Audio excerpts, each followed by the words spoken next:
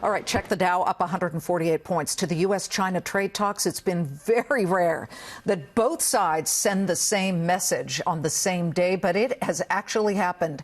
Chinese officials saying over the weekend that parts of phase one of the trade deal are, quote, basically completed, while President Trump remarked this morning that phase one is, quote, ahead of schedule. What is in phase one? Well, we understand there's a pause in tariff escalations, but not an end to the tariffs.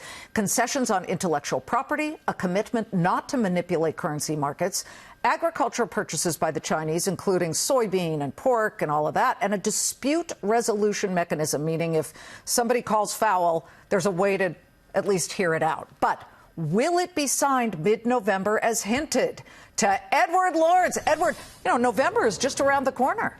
Yeah, and, surprising remarks out of the president when he shocked everyone, saying that the phase one deal is ahead of schedule. He says that he expects to sign that deal at the APEC conference in about 2 weeks. Now, it's important to hear exactly what the president said. Listen. We are looking probably to be ahead of schedule to sign a very big portion of the China deal. And we'll call it phase one, but it's a very big portion. That would take care of the farmers. It would take care of some of the other things. It'll also take care of a lot of the banking needs. So we're about, I would say, a little bit ahead of schedule, maybe a lot ahead of schedule. Probably we'll sign it. I imagine the meeting is scheduled for Chile. And the phase one deal includes the entire section of protecting intellectual property for companies. It also includes a greater market access for financial services companies going into China. Now, the Chinese will buy significantly more agriculture from the U.S.